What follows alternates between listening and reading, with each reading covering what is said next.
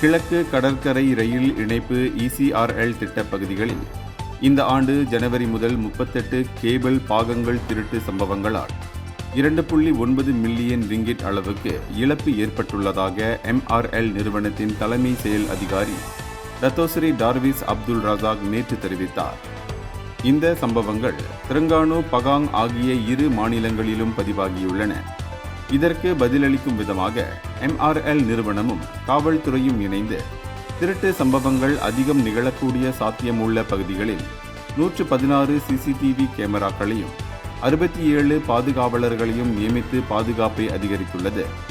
அது மட்டுமின்றி திருட்டு சம்பவங்களை கட்டுப்படுத்துவது திட்டத்தின் தாமதத்தை தடுக்க முக்கியம் என்று டத்தோஸ்ரீ டார்விஸ் வலியுறுத்தினார். இந்த திட்டம் தற்போது 88 விழுக்காட்டிற்கும் அதிகமாக நிறைவடைந்துள்ள நிலையில் ஜனவரி 2027க்குள் முழுமையாக செயல்பட திட்டமிடப்பட்டுள்ளது.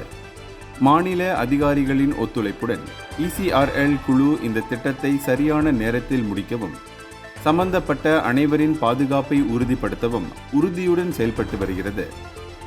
இந்தியர்களின் இதய குரல் மக்களோசை.